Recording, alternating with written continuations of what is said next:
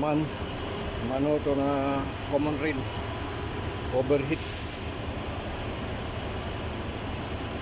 Ang makita ko yung yung radiator mataas,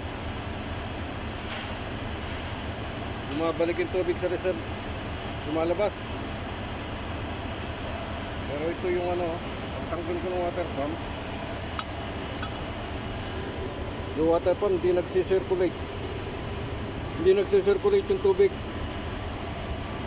sa baba, hindi masyadong malamig, sa taas napakainit, bumubulwak. Ito yung naging depression niya.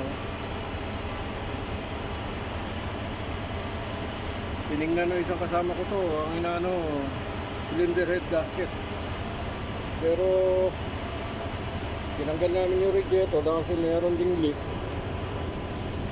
Saka itong water pump, ito, yung water pump wala naman siyang leak eh. Ito ang naging malaking problema niya. Sira yung housing ng water pump. Kaya nag-overheat. Ayan, mainit ang temperature kaya marami nag-overheat.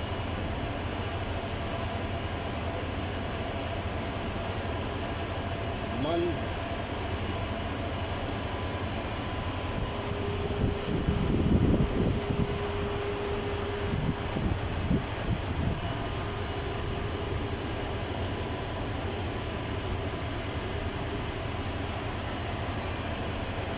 sabi yung sira.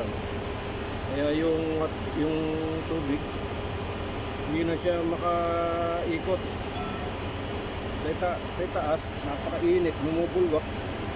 Sa baba malamig.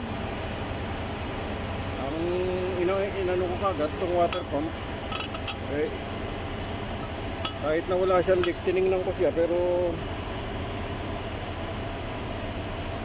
ito ang problema. Ayan.